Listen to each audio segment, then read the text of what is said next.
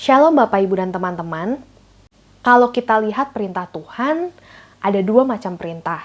Ada perintah yang umum dan perintah yang khusus. Perintah yang umum adalah perintah yang diberikan bagi semua orang. Misalnya, kasihilah Tuhan Allahmu dan kasihilah sesamamu. Atau, jadikanlah semua bangsa muridku. Perintah umum ini akan menyebabkan masalah kalau kita tidak menaatinya. Tapi ada juga perintah khusus yang spesifik bagi setiap orang. Misalnya untuk Nuh, membuat bahtera. Kemudian untuk Yunus, pergi ke Niniwe. Lalu untuk Petrus, dia harus mengembalakan domba-dombanya Tuhan. Perintah ini tidak diberikan kepada orang lain. Jadi, perintah khusus ini sangat berbahaya kalau tidak ditaati atau dilanggar. Karena Tuhan memandang bersalah setiap orang yang melanggar perintah khusus ini. Tuhan sudah memberikan perintah khusus spesifik bagi setiap orang sesuai dengan posisi orang tersebut dalam rencana Tuhan. Tapi, apakah kita sudah tahu perintah khusus untuk kita? Kalau belum tahu, ini bisa jadi sangat fatal. Kita harus segera tanya Tuhan agar kita tahu perintah khusus kita. Jangan sampai kita jadi tidak taat karena kita tidak tahu perintah khusus kita itu apa. Hal ini bisa kita baca dari Pengkhotbah 12 ayat 13-14. Takutlah akan Allah dan berpeganglah pada perintah-perintahnya, karena ini adalah kewajiban setiap orang.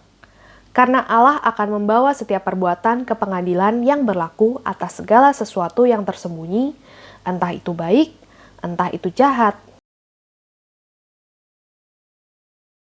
Dari ayat tersebut jelas sekali, satu-satunya cara agar kita bisa lolos dari pengadilan adalah dengan taat pada semua perintah Tuhan.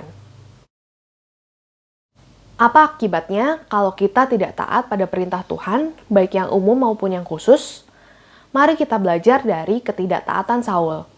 Ketidaktaatan Saul yang pertama adalah Saul tidak sabar dan dia menggantikan Samuel untuk memberikan korban bakaran bagi Tuhan. Kita bisa baca tentang hal ini dari 1 Samuel 13. Sementara itu orang Filistin telah berkumpul juga untuk menyerang orang Israel.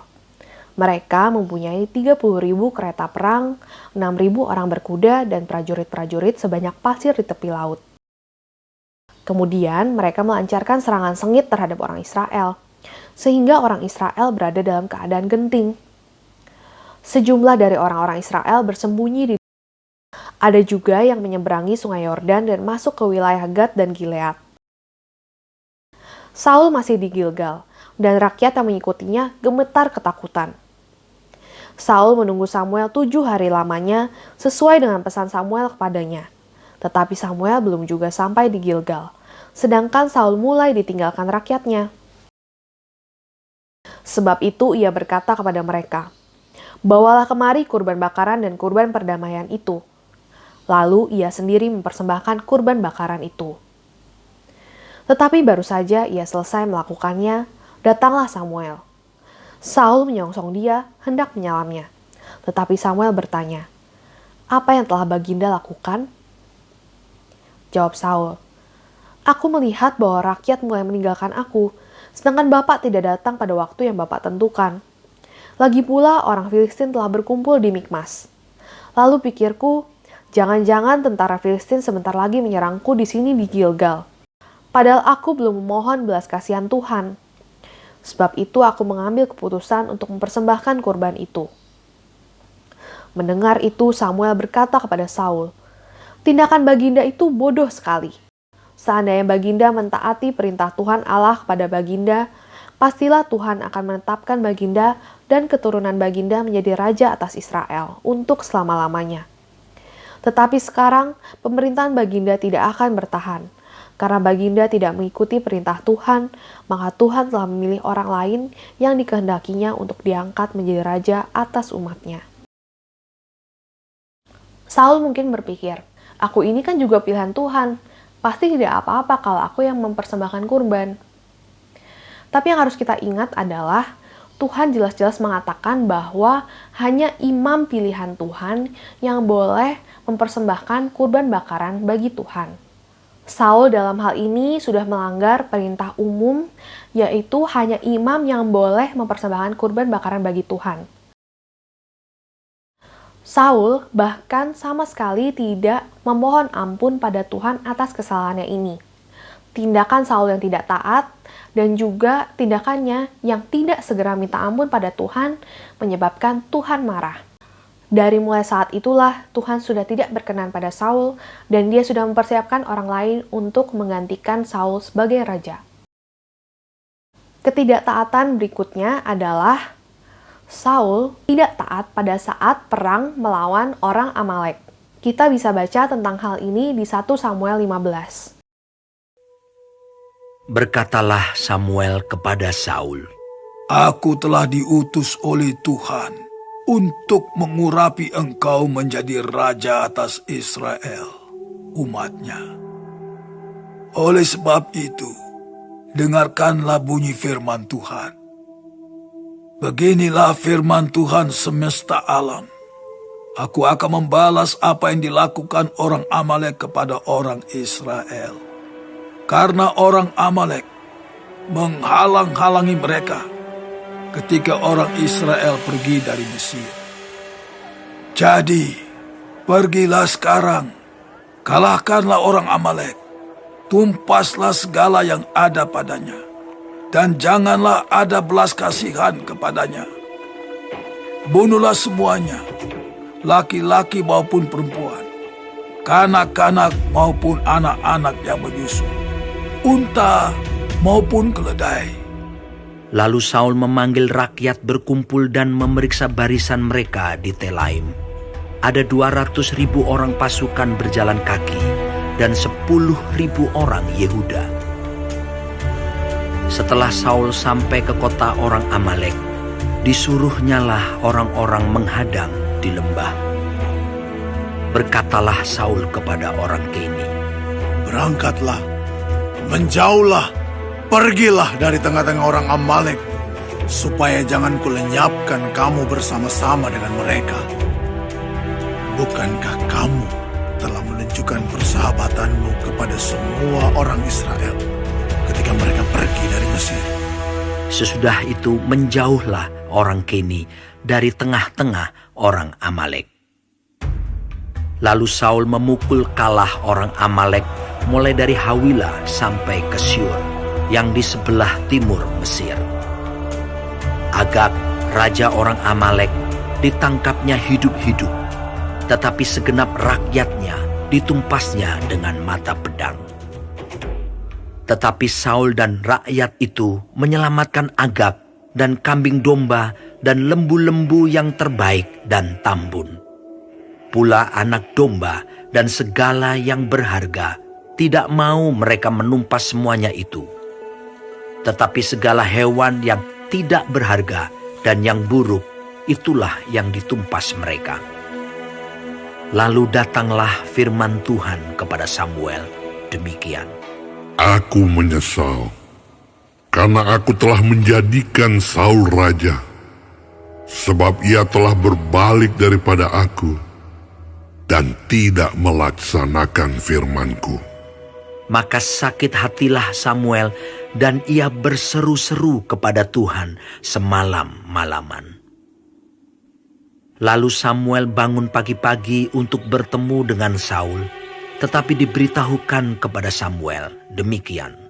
Saul telah ke Karmel tadi, dan telah didirikannya baginya suatu tanda peringatan. Kemudian ia balik dan mengambil jurusan ke Gilgal. Ketika Samuel sampai kepada Saul, berkatalah Saul kepadanya, "Diberkatilah kiranya engkau oleh Tuhan. Aku telah melaksanakan firman Tuhan." Tetapi kata Samuel, "Kalau begitu, apakah bunyi kambing domba yang sampai ke telingaku dan bunyi lembu-lembu yang kudengar itu?" Jawab Saul, "Semuanya itu dibawa daripada orang Amalek, sebab rakyat menyelamatkan kambing domba dan lembu-lembu yang terbaik dengan maksud untuk mempersembahkan korban kepada Tuhan Allahmu. Tetapi selebihnya telah kami tumpas. Lalu berkatalah Samuel kepada Saul, Sudahlah, aku akan memberitahukan kepadamu apa yang difirmankan Tuhan kepadaku tadi malam. kata Saul kepadanya. Katakanlah. Sesudah itu berkatalah Samuel, Bukankah engkau, walaupun engkau kecil pada pemandanganmu sendiri, telah menjadi kepala atas suku-suku Israel? Dan bukankah Tuhan telah mengurapi engkau menjadi raja atas Israel? Tuhan telah menyuruh engkau pergi dengan pesan, pergilah, tumpaslah orang-orang berdosa itu, yakni orang Amalek, berperanglah melawan mereka, sampai engkau membinasakan mereka. Mengapa engkau tidak mendengarkan suara Tuhan? Mengapa engkau mengambil jarahan dan melakukan apa yang jahat di mata Tuhan? Lalu kata Saul kepada Samuel, Aku memang mendengarkan suara Tuhan dan mengikuti jalan yang telah disuruh Tuhan kepadaku. Dan aku membawa Agag, raja orang Amalek. Tetapi orang Amalek itu sendiri telah kutumpas. Tetapi rakyat mengambil dari jarahan itu kambing domba dan lembu-lembu yang terbaik dari yang dikhususkan untuk ditumpas itu, untuk mempersembahkan korban kepada Tuhan Allahmu di Gilgal. tetapi jawab Samuel, Apakah Tuhan itu berkenan kepada korban bakaran dan korban sembelihan, sama seperti kepada mendengarkan suara Tuhan? Sesungguhnya, mendengarkan lebih baik daripada korban sembelihan, memperhatikan lebih baik daripada lemak domba-domba jantan. Sebab pendurhakaan adalah sama seperti dosa bertenung, dan kedegilan adalah sama seperti menyembah berhala dan terafim. Karena engkau telah menolak firman Tuhan, maka ia telah menolak engkau sebagai raja. berkatalah Saul kepada Samuel, Aku telah berdosa, sebab telah kulangkahi titah Tuhan dan perkataanmu. Tetapi aku takut kepada rakyat, karena itu aku mengabulkan permintaan mereka. Maka sekarang ampunilah kiranya dosaku. Kembalilah bersama-sama dengan aku, maka aku akan sujud menyembah kepada Tuhan. tetapi jawab Samuel kepada Saul, Aku tidak akan kembali bersama-sama dengan engkau, sebab engkau telah menolak firman Tuhan. Sebab itu, Tuhan telah menolak engkau sebagai raja atas Israel. Ketika Samuel berpaling hendak pergi, maka Saul memegang punca jubah Samuel, tetapi terkoyak. Kemudian berkatalah Samuel kepadanya, Tuhan telah mengoyakkan daripadamu jabatan raja atas Israel pada hari ini, dan telah memberikannya kepada orang lain yang lebih baik daripadamu. Lagi sang mulia dari Israel tidak berdusta, dan ia tidak tahu menyesal, sebab ia bukan manusia yang harus menyesal. Tetapi kata Saul, Aku telah berdosa, tetapi tunjukkanlah juga hormatmu kepadaku sekarang di depan para tua-tua bangsaku dan di depan orang Israel. Kembalilah bersama-sama dengan aku, maka aku akan sujud menyembah kepada Tuhan Allahmu. Sesudah itu kembalilah Samuel mengikuti Saul, dan Saul sujud menyembah kepada Tuhan. Lalu berkatalah Samuel, Bawa kemari Agag, raja Amalek itu. dengan gembira Agag pergi kepadanya, sebab pikirnya, Sesungguhnya, kepahitan maut telah lewat. tetapi kata Samuel, Seperti pedangmu membuat perempuan-perempuan kehilangan anak, demikianlah ibumu akan kehilangan anak di antara perempuan-perempuan. Sesudah itu Samuel mencincang Agag Iya. di hadapan Tuhan di Gilgal. Kemudian Samuel pergi ke Rama, tetapi Saul pergi ke rumahnya di Gibea Saul. Sampai hari matinya, Samuel tidak melihat Saul lagi. Tetapi Samuel berduka cita karena Saul. Dan Tuhan menyesal karena ia menjadikan Saul raja atas Israel.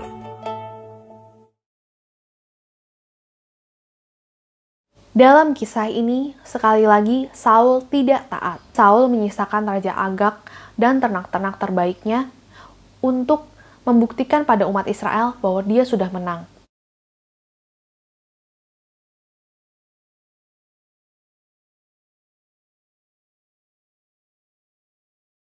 Jelas sekali kalau menjaga namanya di hadapan umat Israel jauh lebih penting baginya dibandingkan menjaga namanya di hadapan Tuhan.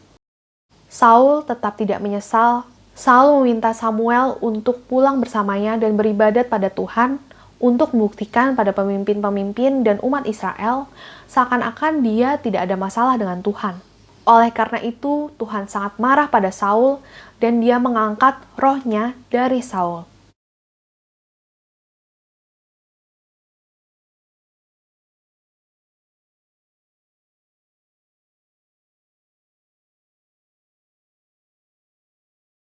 Hilangnya roh Tuhan dari Saul membuat dia jatuh pada kesalahan lain yang jauh lebih besar, yaitu bertanya pada arwah. Hal ini kita bisa baca dari 1 Samuel 28. Ketika Saul melihat tentara Filistin itu, ia menjadi sangat takut.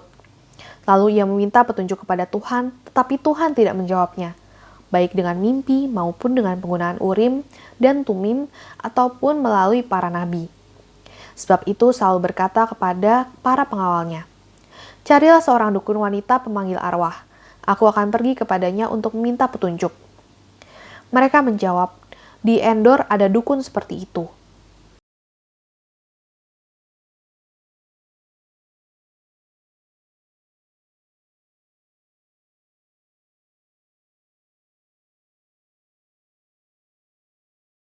Apa gunanya aku kau panggil sedangkan Tuhan telah meninggalkanmu dan menjadi musuhmu? Engkau telah melawan perintah Tuhan dan tidak mau membinasakan orang Amalek. Besok engkau dan putra-putramu akan berkumpul dengan aku. Bahkan seluruh tentara Israel pun akan diserahkan Tuhan kepada orang Filistin. Pada saat itu juga, Saul rebah terbujur ke tanah seperti disambar petir, sebab ia sangat terkejut mendengar kata-kata Samuel itu.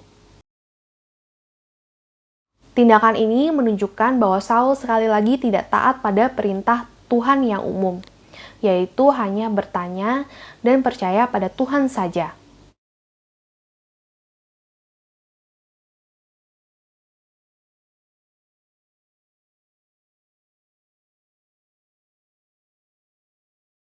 Saul tidak punya lagi roh Tuhan, sehingga Saul tidak sadar bahwa kesalahannya sudah begitu banyak dan menumpuk, dan dia tidak minta-minta ampun. Akhirnya, dia semakin jauh dari Tuhan dan tidak bisa dengar jawaban Tuhan.